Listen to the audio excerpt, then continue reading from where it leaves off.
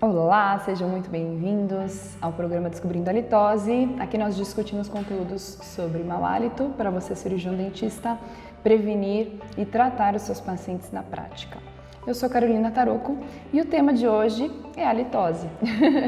Então, da onde surgiu esse tema? Desde quando falam sobre isso? E o que é a litose em si? A litose é estudada há muitos anos, porém ela foi considerada uma entidade clínica a partir de 1874, onde foi descrita por Howe, um autor que pesquisou bastante sobre esse assunto na época.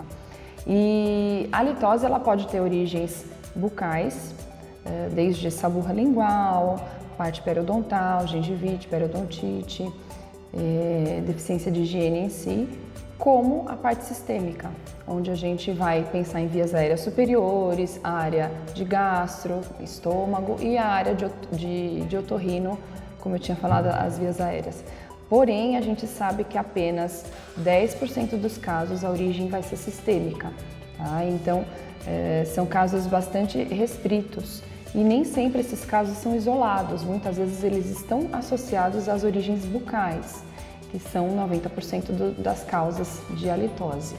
Então, fica muito evidente aí que quem atua principalmente nos pacientes que têm um problema, uma queixa inicial, vai ser o dentista.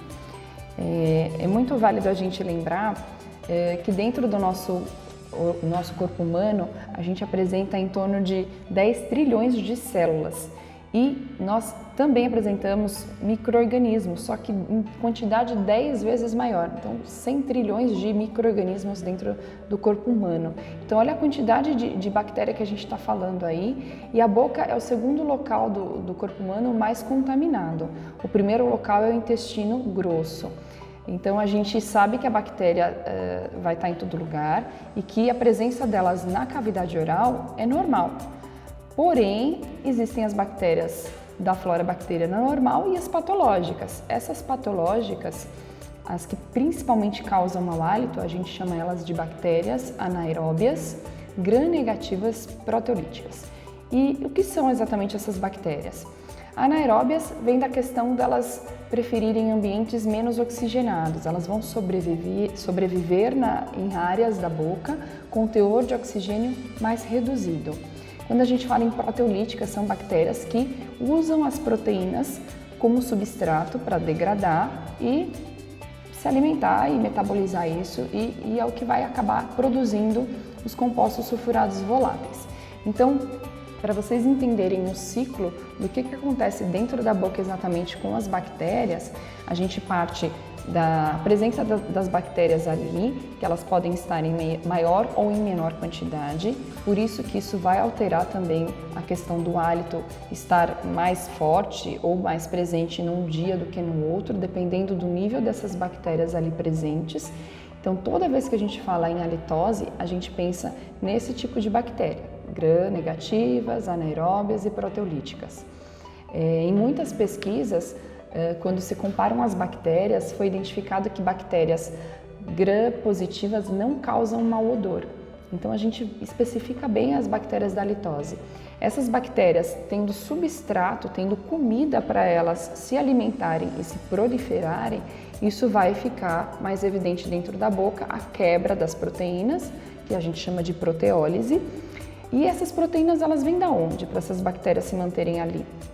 Elas vêm de restos de alimento, de células epiteliais descamadas, que nada mais é do que as pelinhas que podem ser soltadas da nossa boca, da mucosa jugal, dos lábios.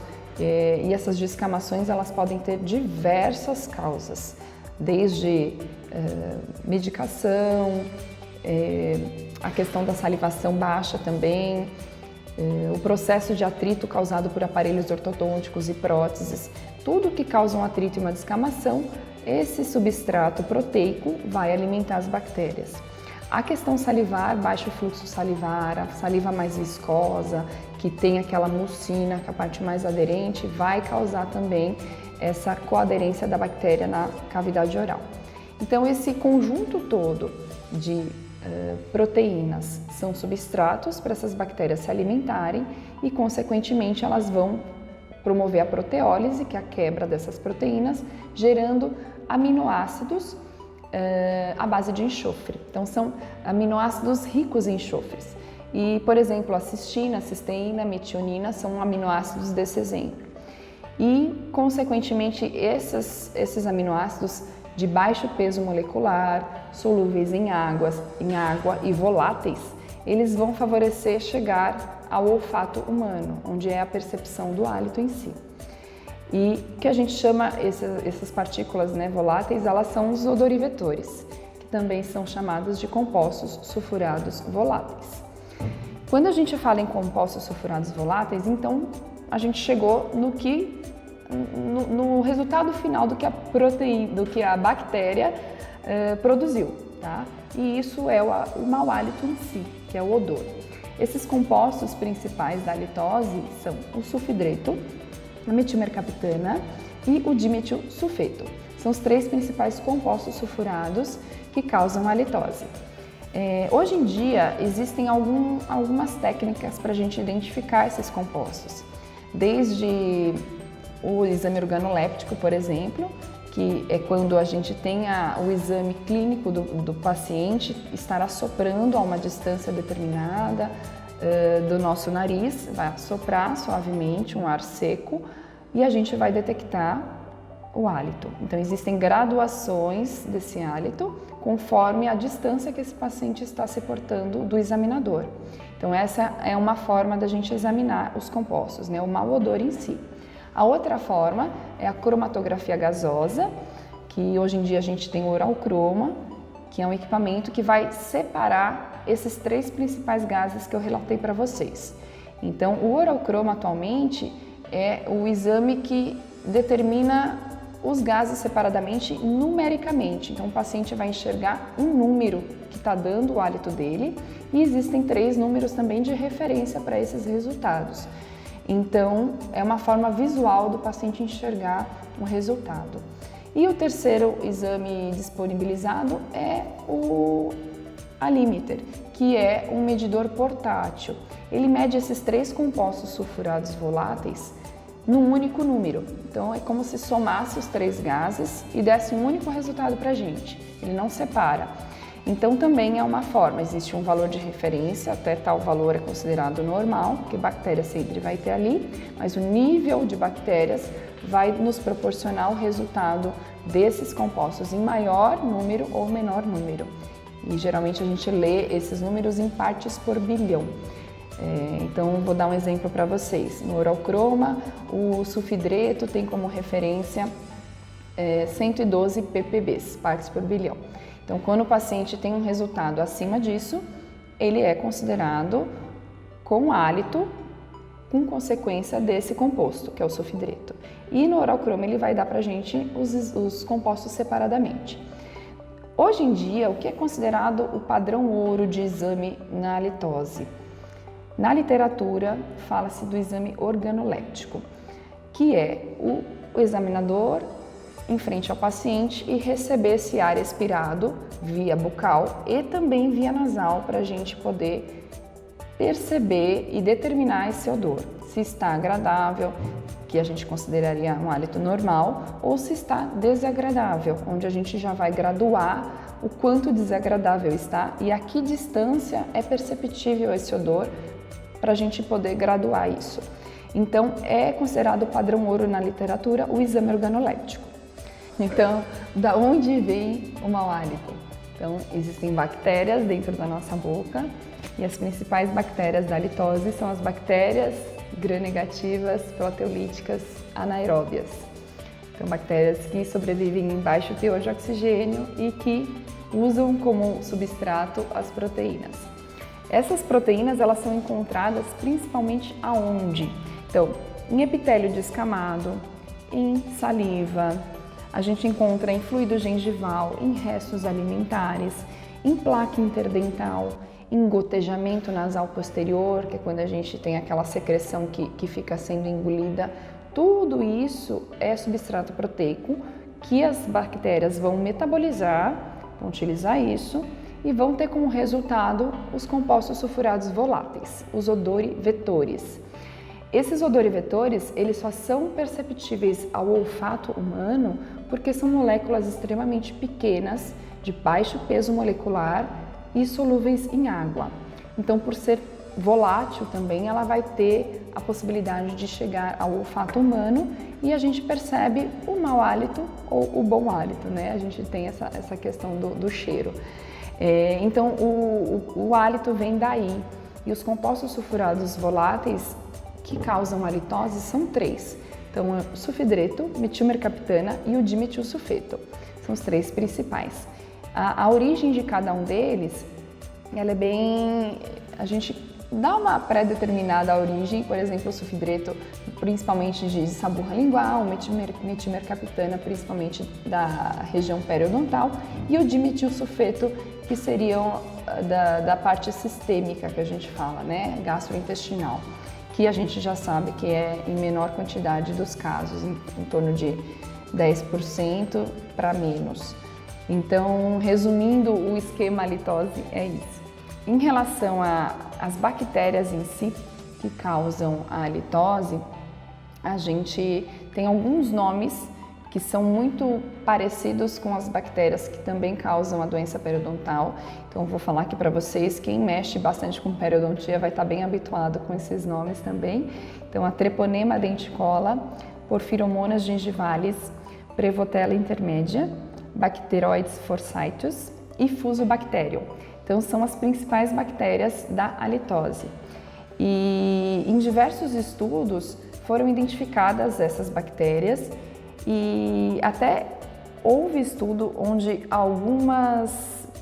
uma bactéria foi encontrada em grande quantidade nos pacientes com halitose e não foi encontrada no grupo controle, que era um grupo de pacientes que não apresentavam mau hálito. E, inclusive, o nome dessa bactéria é Solobacterium morei. Então, esse foi um estudo realizado em 2008, onde eles analisaram o dorso lingual de 32 pacientes que tinham mau hálito. Falei errado. Na verdade, analisaram as espécies, né, bacterianas, número de bactérias. Então, analisaram 32 espécies no grupo de halitose e 17 espécies no grupo controle. Então, o que isso significa? Nos pacientes com mau hálito, existiam muito mais quantidade de bactérias presentes, que são o número de 32 que foram identificados, enquanto no grupo controle foram identificados apenas 17 bactérias, 17 espécies. E então a gente já percebe aí o quanto nos pacientes com mau hálito a quantidade de bactérias é muito maior. E a bactéria que foi encontrada com exclusividade no grupo com halitose foi essa bactéria Solobacterium morei. E nos grupos de pacientes saudáveis não foi encontrada essa bactéria. Então, assim, o que a gente percebe nos estudos em relação a micro-organismos de grande teor para causar halitose? Existe uma variação muito grande. Existem bactérias que não são cultiváveis em estudos e, consequentemente, isso traz um grande espectro, uma grande visão para a gente no assunto halitose. Então, uma diversidade muito grande em resultados. O que a gente tem que saber é que essas bactérias elas vão estar em maior quantidade quando o paciente está tendo a produção do mau odor, do hálito. E está muito relacionado a bactérias da doença periodontal também. Por isso que eu sempre falo, muitas vezes a gente associa o tratamento de mau hálito ao tratamento periodontal, porque é onde a gente vai incentivar o paciente a realizar uma boa higienização, a cuidar ali da parte de fio dental. A gente precisa incentivar e motivar os pacientes na higiene oral, tanto num tratamento periodontal quanto num tratamento de mau hálito. Então está bem relacionado às duas áreas. Isso é um assunto que convém a qualquer paciente, porque uma coisa que todos os pacientes precisam e fazem semestralmente, anualmente, é a limpeza. Então isso está muito relacionado à nossa prática diária, à nossa rotina em si. E eu vejo esse assunto muito amplo e às vezes pouco abordado pelo dentista. É uma coisa que está muito no nosso dia a dia, todos os pacientes a gente pode abordar esse assunto, que está extremamente relacionado ao dentista e à questão bucal, porém ele é muito pouco abordado. Então, eu me pergunto às vezes, será que é falta de conhecimento, é medo de falar sobre o assunto, ou identificar alguma coisa e não saber o que fazer com o relato do paciente em relação ao hálito ruim? Então, o meu objetivo é realmente fornecer para vocês um pouquinho mais de conteúdo, no sentido de vocês saberem conversar com o paciente, abordar o assunto de uma forma que entenda o que ele está te falando e relacione isso com o motivo do mau hálito. E mesmo que o paciente não tenha queixa, você pode abordar, identificar e apontar preventivamente o que você faz. Em relação à descamação do epitélio bucal, existem vários fatores que causam isso. E por que a gente fala tanto de descamação da mucosa? Porque toda descamação do epitélio é substrato proteico para as bactérias. Então, quanto mais descamação, mais bactérias a gente tem, mais mau hálito a gente tem. Ah, Carol, então o que causa essa descamação? A gente vai apontar deficiência de vitaminas, a própria pasta de dente, onde a maioria das pastas apresentam o lauryl sulfato de sódio, que é o princípio ativo que causa a ação detergente da pasta de dente, que é a espuma em si, e isso causa um ressecamento da mucosa, assim como os enxaguantes com álcool na sua composição. Então, isso tudo causa o ressecamento e a descamação da mucosa. Um paciente que respira pela boca, um paciente que ronca, que fica de boca aberta, tudo isso causando ressecamento. Todos aqueles fatores que causam atrito dentro da boca, né? O fato de hábito de morder bochecha e lábio, as próteses mal adaptadas, ou mesmo um aparelho ortodôntico que causa o atrito. Tudo isso vai favorecer o aumento da descamação, o substrato aumentado para as bactérias e, consequentemente, o mau hálito vai estar piorando. Em relação à higienização, é muito claro para a gente o quanto a higiene deficiente do paciente, né, higiene bucal deficiente, vai provocar o mau hálito. E isso a gente vai ter que ficar um pouquinho, às vezes, no pé. E eu brinco que a gente pode levar para o paciente que o hálito vai ser uma consequência ruim da falta de higiene dele. E quando a gente fala assim, às vezes o paciente fica com esse medo, né? Poxa, eu posso não perceber que eu estou com mau hálito, por aquela questão da fadiga olfatória, da gente não perceber o próprio cheiro, mas o outro vai perceber. Então isso é uma forma da gente abordar, principalmente adolescentes que não escovam o dente mesmo e acham que não tem tempo. Olha, você pode estar com mau hálito, você vai conversar com um amigo ou com uma paquera e aí você não está percebendo que você está com um cheiro ruim, mas a outra pessoa vai perceber. Então, é uma forma da gente abordar e incentivá-los a ter uma higienização mais eficiente. E geralmente, se a gente tem uma gengiva saudável, uma língua limpa e um bom fluxo salivar, a gente está unindo pilares importantíssimos para uma saúde bucal e um hálito melhor. Isso é extremamente importante quando a gente aborda com os pacientes e a gente, dentista, está cansado de saber o quanto é importante a motivação e o paciente tá sabendo a importância e a relevância disso na vida dele, para ele realmente levar a sério o que a gente está falando. Em relação à parte sistêmica, uma coisa que eu tenho visto bastante em pesquisas também, eles relacionando a questão das bactérias bucais, levando a maior incidência e instalação de problemas, né, e dessa progressão de doença periodontal e de doenças gástricas.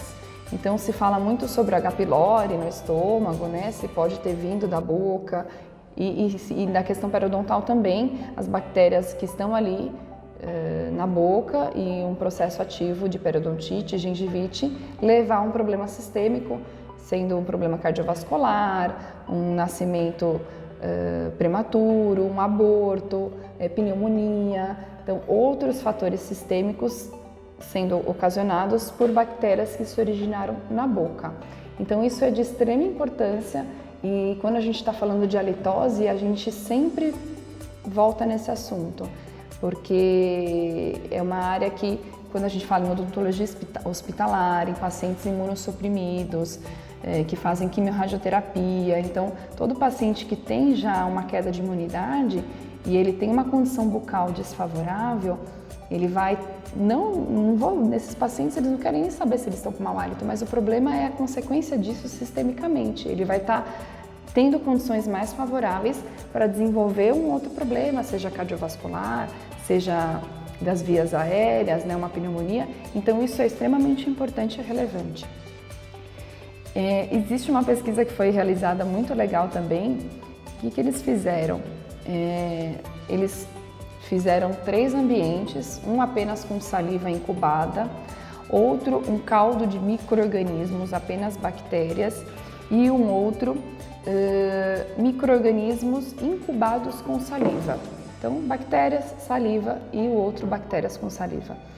E foram tentar identificar nessas amostras quais apresentavam realmente uma liberação do mau odor, do cheiro, do hálito, né, o odor fétido. E apenas onde existiam bactérias gram-negativas foram identificados os mau odores. E onde não existiam micro-organismos, onde estava, por exemplo, a saliva incubada, isolada, não tinha cheiro. Então, o que estava dando cheiro nas amostras era simplesmente a questão da presença bacteriana. E as bactérias gram-negativas, onde tinham bactérias gram-positivas, não havia mau cheiro.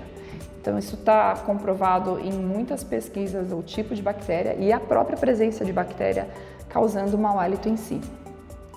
Também existem vários relatos de literatura onde eles associam a presença de mau hálito em decorrência do baixo nível de oxigênio, de baixa salivação, do pH salivar alcalino e substratos que contenham enxofre.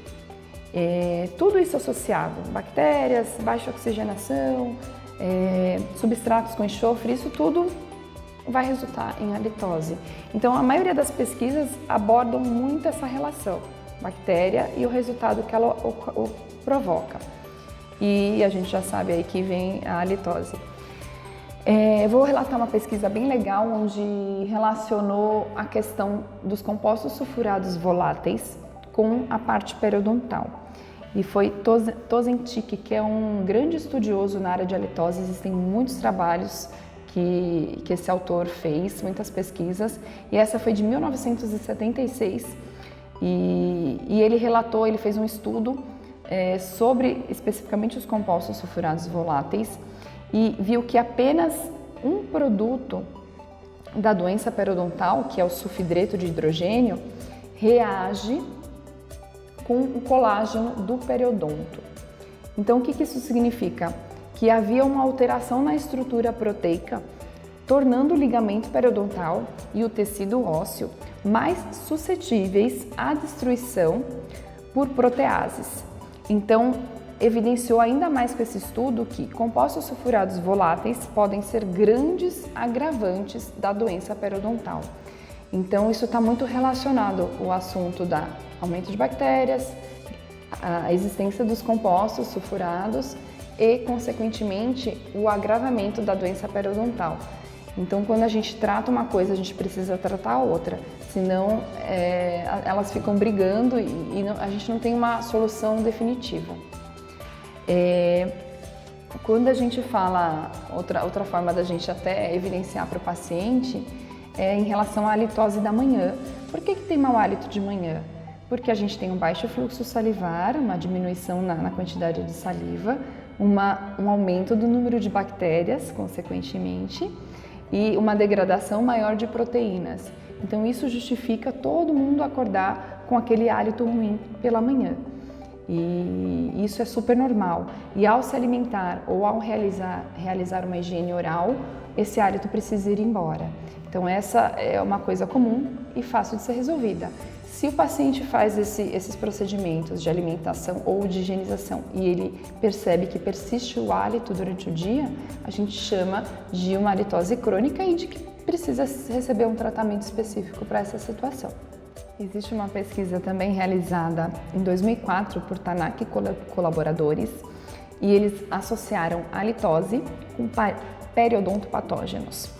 E observaram essas bactérias na língua. E o que eles concluíram? Que a principal bactéria que teve uma produção maior em indivíduos com halitose foi a Tanarella forsythia. Então, identificaram vários anaeróbios, né, que estavam ali relacionados à parte periodontal e à halitose, porém essa foi a que apresentou uma maior produção de halitose nos indivíduos. Então eu vejo isso como cada vez mais a gente tem comprovações científicas relacionando a parte periodontal à halitose. Então é um trabalho em conjunto, eu não vejo isso como um tratamento isolado, e sim um tratamento que deve ser feito relacionado e um auxiliando o outro, para a gente obter um resultado final eficiente. Bom, terminamos aqui mais um episódio. A gente está nas redes sociais, YouTube, Instagram, Facebook, @CarolinaTarocco, e eu vou estar sempre aqui compartilhando nossas ideias. Deixe seus comentários, vamos nos comunicar através de casos clínicos, de conteúdos relevantes para que você consiga aplicar a halitose na prática.